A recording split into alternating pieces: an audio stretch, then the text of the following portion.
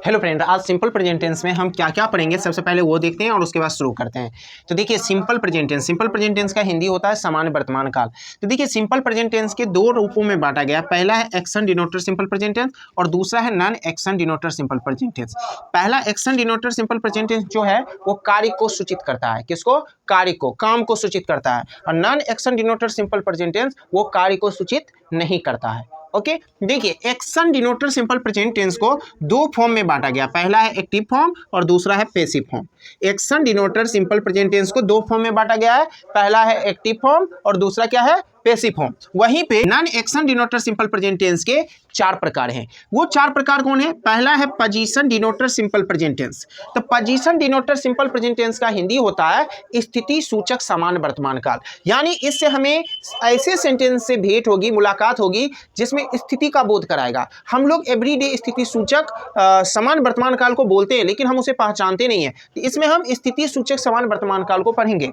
दूसरा है position denoter simple present tense. Position denoter simple present tense का मतलब होता है अधिकार सूचक सामान्य वर्तमान काल। इसमें ऐसे सेंटेंस का अध्ययन करेंगे जिसमें हम अधिकार का बोध होता हो। ऐसे सेंटेंस का अध्ययन करेंगे जिससे अधिकार का बोध होता हो। तो उसका अध्ययन, उसका ट्रांसलेशन बनाना, उसको हम अंग्रेजी में कैसे बोले वो हम position denoter simple present tense में समझेंगे। वहीं पे अगर तीसरा पर डिस्कस करें, तीसरा आपका है possibility denoter simple present tense. Possibility denoter simple present tense का मतलब होता है संभावना सूचक समान वर्तमान काल। यानी हम ऐसे टेंस की चर्चा करेंगे, ऐसे समान वर्तमान काल की चर्चा करेंगे, ऐसे सेंटेंस की चर्चा करेंगे जिसमें हमें संभावना का बोध होता हो। तो संभावना का बोध की जो सेंटेंस होती है उसको हम अंग्रेजी में कैसे बनाएंगे, इसकी सभी स्ट्रक्चर फॉर्मेशन हम possibility denoter simple present tense में पढ़ेंगे। ओके नेक्स्ट है compulsion denoter simple present tense. Compulsion denoter simple present tense का मतलब होता है बाध्यता सूचक समान वर्तमान काल। यानी बाध्यता सूचक समान वर्तमान काल में हम ऐसे टेंस या सेंटेंस की चर्चा करेंगे जिसमें हमें बाध्यता या मजबूरी जैसे वाक्य का बोध होता है। तो ऐसे वाक्य को हम कैसे ट्रांसलेशन करेंगे इसका हम लोग discuss compulsion denoter simple present tense में करेंगे। यानी आप सिंपल प्रेजेंट टेंस में इन तीन बातों को पढ़ेंगे तब सिंपल प्रेजेंट टेंस क्या होगा? समाप्त होगा।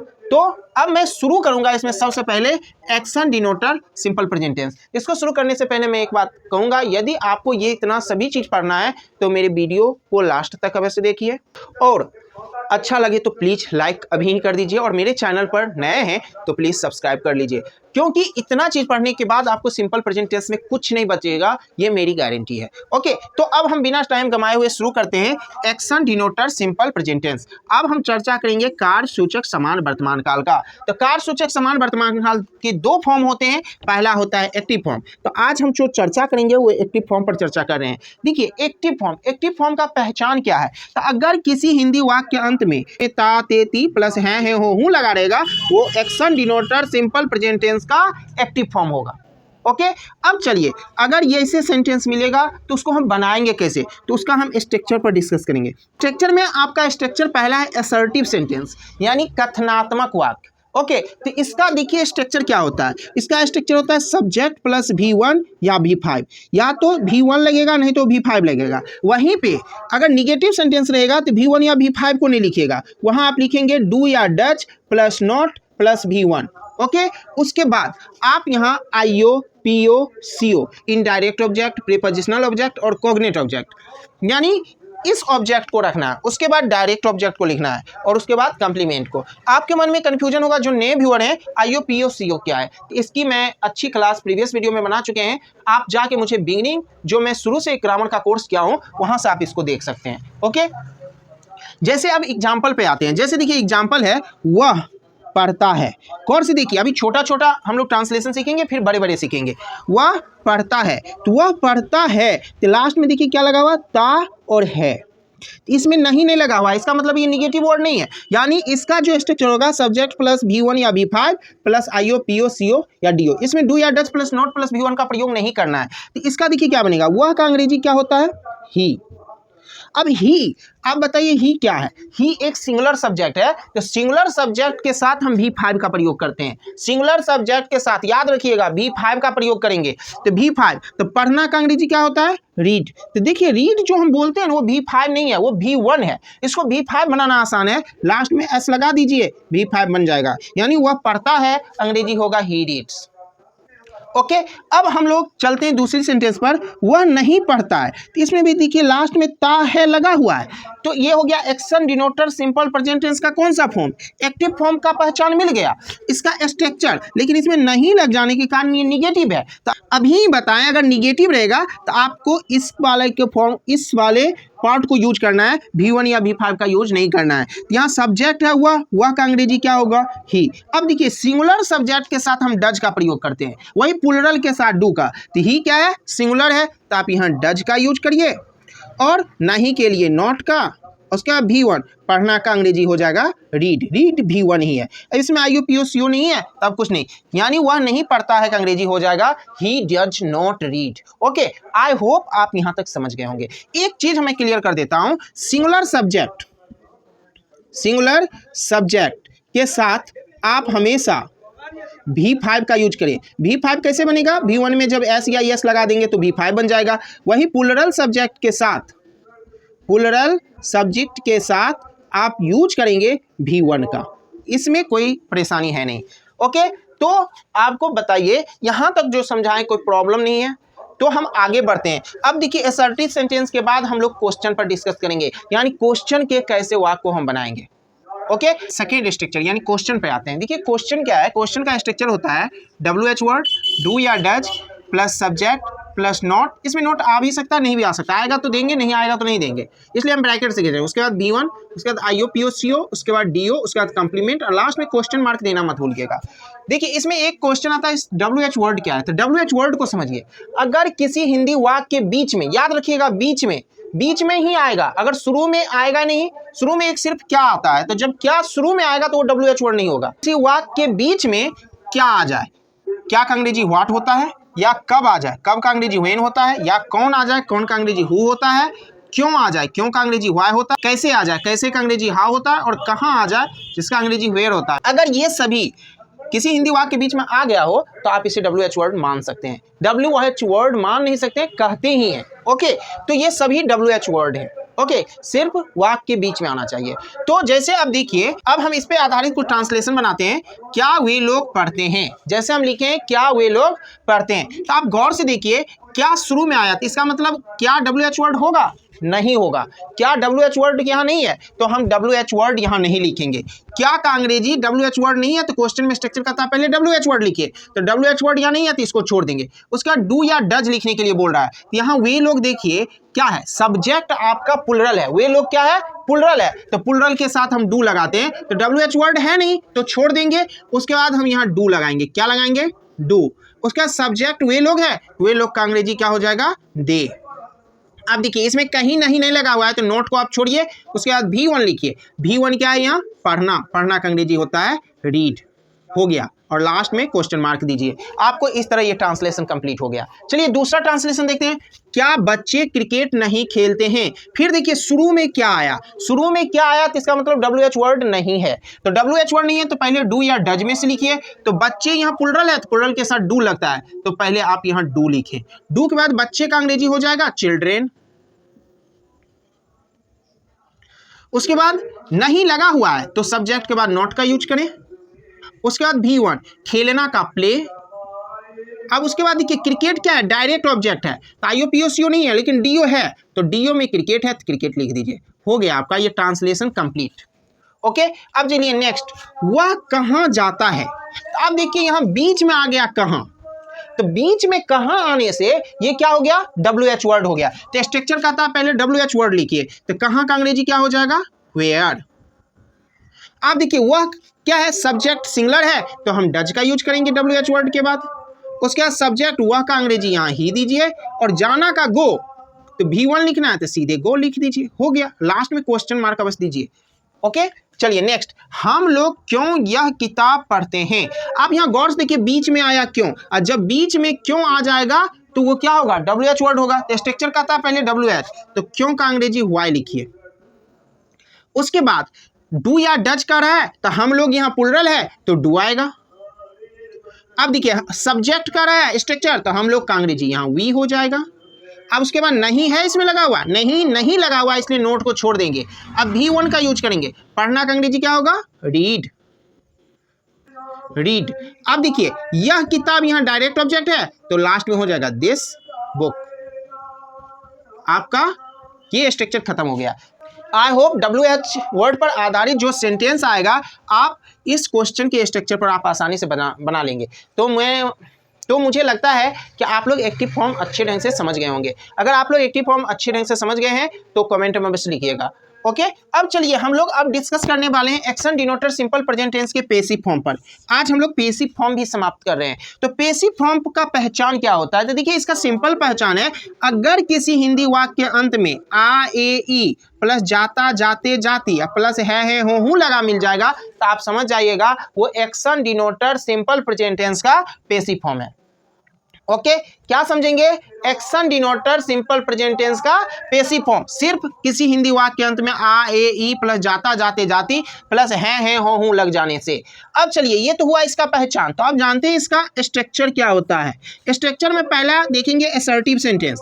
देखिए असर्टिव सेंटेंस का स्ट्रक्चर होता है subject plus ER plus not. अगर नॉट आएगा तो लगाइएगा, नहीं आएगा तो नहीं लगाइएगा। उसके बाद आप यहाँ V3 का यूज करिएगा। उसके बाद अगर डायरेक्ट ऑब्जेक्ट आ जाएगा तो लिखेंगे, अगर इनडायरेक्ट ऑब्जेक्ट आ जाएगा तो इनडायरेक्ट ऑब्जेक्ट के पहले टू लगा दीजिए। ये विशेष परिस्थिति में आता है, आएगा तो लगाएंगे नहीं तो इसको छोड़ देंगे, इसलिए हम ब्रैकेट में लिखें इसको। उसके बाद आप बाय का यूज करिएगा, उसके बाद इनडायरेक्ट ऑब्जेक्ट जो आएगा उसको लिखिए, उसके बाद अदर वर्ड, लास्ट में फुल स्टॉप का यूज करिएगा। अब आते हैं जैसे एग्जाम्पल है, यह काम किया जाता है। इसको गौर से समझिए। पहचान देखिए क्या है, किया में आ है, जाता है लगा हुआ, आ जाता है लगा हुआ है। तो जब आ जाता है लगा हुआ है दैट मीन्स ये क्या है? पैसिव फॉर्म में है। ये किस फॉर्म में है? पैसिव फॉर्म, क्योंकि पहचान है आ जाता है तो पैसिव फॉर्म। अब जब ये पैसिव फॉर्म में है और ये असर्टिव सेंटेंस है तो इसको बनाए कैसे? तो इसका स्ट्रक्चर कर रहा पहले सब्जेक्ट। तो यहाँ सब्जेक्ट क्या है? यह काम। यह काम का अंग्रेजी हो जाएगा दिस वर्क। अब देखिए सब्जेक्ट के बाद इज RM का यूज कर रहा है तो यहाँ इज RM में क्या लगेगा? तो यहाँ दिस वर्क जो सब्जेक्ट है वो क्या है? सिंगुलर में है। सिंगुलर है तो इज लगेगा, तो इज लगाइए। उसके बाद इसमें नहीं तो नहीं लगा हुआ है इसलिए नोट को छोड़ देंगे, V3 का यूज करेंगे। तो यहाँ देखिए किया, किया का मतलब हुआ करना, करना का अंग्रेजी होता है डू, डू का V3 होता है डन, डन V3 लगा लिया। अब इसमें कोई पार्ट बचा ही नहीं, इसका मतलब ये सेंटेंस क्या हो गया? कंप्लीट हो गया। यह काम किया जाता है कि इसका अंग्रेजी होगा दिस वर्क इज डन। क्या होगा? This work is done. अब चलिए दूसरा जैसे स्ट्रक्चर है उसके द्वारा मदन को बुलाया जाता है। देखिए इसमें भी पहचान है, आ जाता है। पैसिव फॉर्म का पहचान यहाँ से हमको मिल गया, तो पहचान मिल गया और ये असर्टिव सेंटेंस है तो हमारे पास स्ट्रक्चर है। तो स्ट्रक्चर कहता है पहले सब्जेक्ट। अब देखिए यहाँ सब्जेक्ट क्या है? सब्जेक्ट अगर आपको नहीं मिले तो मेन वर्ब के पीछे किसको लगा दीजिए? यहाँ मेन है बुलाना, तो देखिए किसको बुलाता है? तो मदन को, तो मदन यहाँ सब्जेक्ट है। तो यहाँ उसके को आप सब्जेक्ट में मत मानिएगा, ये द्वारा के पहले जो आता है वो इनडायरेक्ट ऑब्जेक्ट होता है। ये हमेशा याद रखिएगा, द्वारा के पहले आने वाले वर्ड इनडायरेक्ट ऑब्जेक्ट होता है। ओके, तो यहाँ मदन सब्जेक्ट है तो मदन हम लिखेंगे। अब मदन यहाँ सिंगुलर है तो इज RM में से इज लिखेंगे। अब इसमें नहीं तो नहीं लगा हुआ है, नोट छोड़ देंगे। अब बुलाना का होता है कॉल, अब कॉल को V3 में बदल दीजिए तो हो जाएगा कॉल्ड। अब देखिए द्वारा का अंग्रेजी क्या होता है? बाय। अब देखिए अब ये बोले हैं उसके इनडायरेक्ट ऑब्जेक्ट होता है तो बाय के बाद इनडायरेक्ट ऑब्जेक्ट लाएंगे। उसके का अंग्रेजी अगर हिज याद आ रहा है तो हिज मत लिखिएगा, हिज का ऑब्जेक्टिव केस हिम होता है इसलिए आप यहाँ हिम लिखेंगे और लास्ट में फुल स्टॉप। अगर इस हिम में और हिज में कोई कंफ्यूजन है तो आप कमेंट में लिखिएगा, आपको प्रोनाउन टेबल नेक्स्ट क्लास में आपको लिखाएंगे और अच्छे से समझाने के बाद फिर टाइम एंड टेंस शुरू करेंगे। अब चलिए नेक्स्ट स्ट्रक्चर देखिए, मेरे द्वारा यह कलम उसे नहीं दिया जाता है। अब देखिए यहाँ क्या है कि थोड़ा कंफ्यूजन है। कंफ्यूजन क्या है कि किसको दिया जाता है? तो उसे, और क्या दिया जाता है? यह कलम। तो देखिए क्या और किसको, ये दोनों से सब्जेक्ट मिलता है। तो ऐसी सिचुएशन में आप दोनों में से किसी को आप यहाँ क्या कर सकते हो? सब्जेक्ट मान सकते हो। तो मैं कहूँगा पहले आप जो व्यक्ति सूचक होगा उसी को सब्जेक्ट मानिए। अब वस्तु सूचक को रेयर केस में हम मानते हैं, जो दोनों तरीका से बनता है, हम दोनों अभी सिखाएंगे।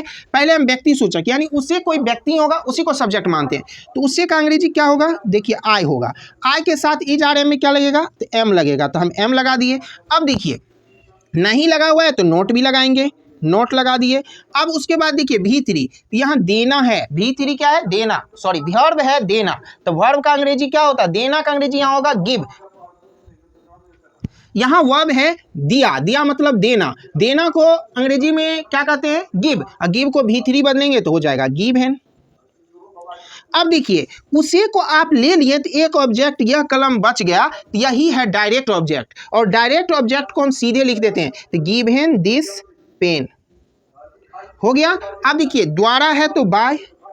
अब मेरे, मेरे का अंग्रेजी अगर माय याद रख रहे हैं तो गलत नहीं है, लेकिन आप ही बताइए, माय पॉसेसिव एडजेक्टिव है और यहाँ ऑब्जेक्ट लेना है, तो माय का ऑब्जेक्ट क्या होता है, मी होता है, तो आप यहाँ बाय मी लिखिए, आपका ये ट्रांसलेशन कंप्लीट हो गया। दूसरा तरीका, अगर आप कहेंगे सर हम उसे को सब्जेक्ट नहीं मानेंगे, हम यह कलम को मान लेंगे, तो मान सकते हैं, तो हम यह कलम को सब्जेक्ट मानेंगे तो क्या हो जाएगा, दिस पेन हो गया। अब देखिए सिंगुलर है तो इज आर एम में क्या आएगा, इज आएगा, तो यहाँ इज लगाइए, नहीं का नोट लगाइए, अब भी3 देना का गिव, गिव का भी3 गिवन।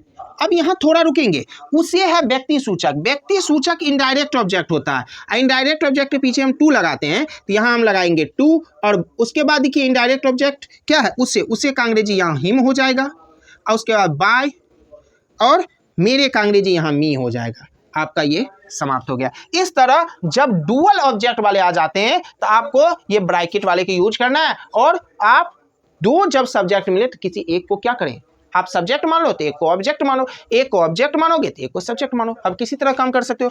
अब लास्ट देखिए, विद्यार्थियों के द्वारा एक पत्र नहीं लिखा जाता है, विद्यार्थियों के द्वारा एक पत्र नहीं लिखा जाता है, इसमें भी पहचान क्या मिला, आ जाता है। जब पहचान मिल गया तो स्ट्रक्चर आपके सामने है, तो यहाँ देखिए सब्जेक्ट, सब्जेक्ट हो जाएगा एक पत्र, एक पत्र का अंग्रेजी क्या होगा, ए लेटर, सिंगुलर है तो क्या होगा, इज, उसके बाद नहीं लगा हुआ है तो नॉट लगाइए, उसके बाद भी3 लिखना का राइट, राइट का भी3 रिटन, उसके बाद द्वारा, द्वारा का बाय। अब विद्यार्थियों बहुत है तो स्टूडेंट्स, आपके मन में होगा द क्यों नहीं लगा, द इसलिए हम नहीं लगाते क्योंकि इसमें निश्चितता का बोध नहीं होता, इसलिए हम प्लूरल के पीछे प्रायः द का यूज नहीं करते हैं। आई होप आप लोग पैसिव फॉर्म के स्ट्रक्चर में असर्टिव सेंटेंस का स्ट्रक्चर समझ गए होंगे। अब हम लोग चलते हैं क्वेश्चन। देखिए क्वेश्चन क्या है, क्वेश्चन का स्ट्रक्चर है WH word plus is are am plus subject plus not plus भी3 प्लस DO या 2 plus IO plus by plus IO plus D other word plus question mark. अब ये passive form, action denoter simple present tense के passive form का ये question का structure है। अब इसके कुछ सेंटेंस देखते हैं इस पर जो बनता है, जैसे देखिए हम लिखें क्या, उसके द्वारा मुझे मदद किया जाता है, पहचान क्या मिला, आ जाता है, इसका मतलब ये पेसिव फॉर्म है, पेसिव फॉर्म है तो इसको हम बनाते हैं। देखिए शुरू में क्या आता है तो WH वर्ड नहीं होता है, तो WH वर्ड इसमें नहीं है, इसमें नहीं लिखेंगे। इसके बाद इज आर एम में क्या आएगा, तो यहाँ सब्जेक्ट खोजिए, तो सब्जेक्ट क्या है, मुझे, मुझे का अंग्रेजी होता है आई, आई के साथ क्या लगता है एम, तो आप लिखिए एम आई हो गया। उसके बाद नोट, नोट की जरूरत नहीं है क्योंकि इसमें नहीं है। उसके बाद भी3 मदद करना का क्या होता है, हेल्प, हेल्प का भी3 हेल्प। उसके बाद द्वारा, द्वारा का अंग्रेजी होता है बाय। उसके बाद आईओ, उसके का अंग्रेजी यहाँ हो जाएगा हिम हो गया। Am I help by him, क्या उसके द्वारा मुझे मदद किया जाता है, am I help by him. Okay next देखिए, क्या हमें नहीं बुलाया जाता है, फिर पहचान मिल गया, आ जाता है। देखिए आ जाता है मिल गया, अब इसका मतलब ये भी action denoter simple present tense का पेसिव फॉर्म है, और क्या शुरू में लगने के कारण ये क्वेश्चन है ही, लेकिन यहाँ WH वर्ड नहीं है तो इज आर एम तो लगा सकते हैं, जब ये नहीं है तो ये देंगे। तो आप देखिए यहाँ सब्जेक्ट क्या है, हमें, हमें का अंग्रेजी होता है वी के साथ आर लगाएंगे तो हम आर लगा दिए। उसके सब्जेक्ट वी है तो वी दे देंगे, नहीं है तो नॉट लगा देंगे। अब बुलाना का क्या होता है, कॉल, कॉल का भी3 कॉल्ड, दैट सॉल्व, लास्ट में क्वेश्चन मार्क दे दीजिएगा, यहाँ भी क्वेश्चन मार्क होगा, क्वेश्चन मार्क देना मत भूलिएगा। अब देखिए लास्ट सेंटेंस, हम लोगों के द्वारा उसे क्यों नहीं पढ़ाया जाता है, यहाँ पहचान क्या मिला, आ जाता है। देखिए पहचान कितना आसान है, आप आसानी से खोज सकते हैं किसी को। जब आ जाता है मिल गया है तो आप इसको स्ट्रक्चर पढ़ाएंगे। सबसे पहले WH वर्ड, हाँ इसमें है, बीच में क्यों लगा है तो ये WH वर्ड है, क्यों का अंग्रेजी क्या होगा, वाई होगा। अब यहाँ सब्जेक्ट खोजिए, उसे है, उसे का अंग्रेजी यहाँ ही होगा, तो ही का साथ इज लगता है तो इज लगाएंगे। उसके बाद ही, उसके बाद नहीं है तो नॉट, उसके बाद भी3 पढ़ाना का टीच, टीच का भी3 टाउट, उसके बाद द्वारा का बाय। हम लोगों का यहाँ वी मत लिखिएगा, अस लिखिएगा क्योंकि वी का ऑब्जेक्टिव के साथ होता है, लास्ट में क्वेश्चन मार्क। इस तरह आपका action denoter simple present tense समाप्त हो गया। अब आपको बताना है आज का पूरा क्लास कैसा लगा। अच्छा लगा तो अभी तक लाइक नहीं किया हो तो लाइक कर लीजिए, नए व्यूअर हो तो सब्सक्राइब कर लीजिए, और नेक्स्ट डे हम लोग अब पूरा जानकारी non action denoter simple present tense पे करेंगे। तब तक के लिए आप इस पूरा वीडियो को देखते रहिए, पढ़ते रहिए, स्वस्थ रहिए, खुश रहिए और मन लगा के पढ़िए और अपने लक्ष्य की प्राप्ति कीजिए। थैंक यू, फिर मिलते हैं नेक्स्ट क्लास में।